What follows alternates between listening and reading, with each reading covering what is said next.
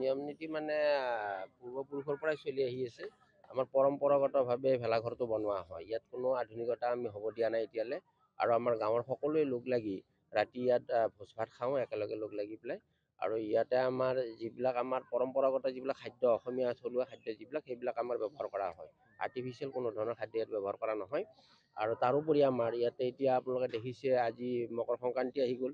গতিকে সংক্ৰান্তিৰ দিনাখন আমাৰ তাৰমানে ইয়াত অগ্নিসংযোগ হ'ব এতিয়া। আৰু আমাৰ কণ কণ ল'ৰা ছোৱালীবিলাক ৰাতি আহিব নোৱাৰে। গতিকে তেওঁলোকক আমি ৰাতিপুৱা এইটো ভাত খোৱাৰ ব্যৱস্থা কৰাওঁ আৰু এইটো ভোজ ভাত বুলি কওঁ আমি।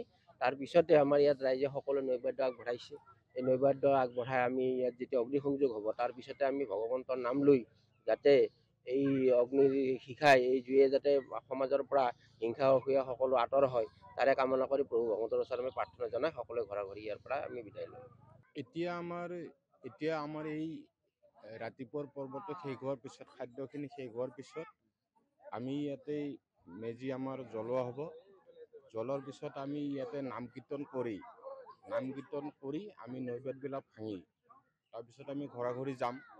আৰু তাৰপিছত আমি এই ডাঙৰবিলাকক আমি ঘৰে ঘৰে গৈ সেৱা সন্মান কৰা যায়।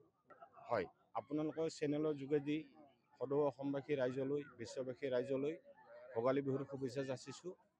আৰু লগতে আশা ৰাখিছোঁ এই মেজিৰ জুয়ে, মেজিৰ অগ্নিশিখাই যেন আমাৰ ভাৰতবৰ্ষৰ উজ্জ্বল ভৱিষ্যত কামনা কৰিছোঁ, যাতে উন্নতি সাধন হয়, তাৰ বাবে আমি ঈশ্বৰৰ ওচৰত প্ৰাৰ্থনা জনাইছোঁ।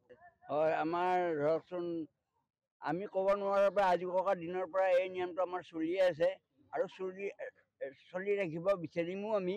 তাৰ কোনো আধুনিকতা হিচাপত আমি কম্পিটিশ্যন কৰিব যোৱা নাই।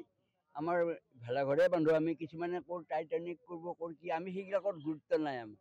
আমাৰ পৰম্পৰা হিচাপে যিহেতু ভোগালী বিহু, আমি সেই হিচাপে পৰম্পৰা হিচাপে পালন কৰি আহি আছোঁ। আমি কম্পিটিশ্যন নাই। আমাৰ সেইবিলাক একো নাই, এইটো অখাদ্য আমাৰ তাতে চলিবই নোৱাৰে। বৰ্তমান সেই ভয় কৰে নহয়, আমি আগতে বান্ধাই আছে, নিয়মটো বান্ধাই আছে, 1000 টকা দিব লাগিব। যদি ধৰা পৰে 1000 টকা দিব লাগিব সি। সেইকাৰণে ভয়তে কোনো খাই নাহে। আৰু খালে বাহিৰৰ কোনোবাই সাহস নকৰে, কাৰণ 1000 টকা ভৰি যাব নহয়।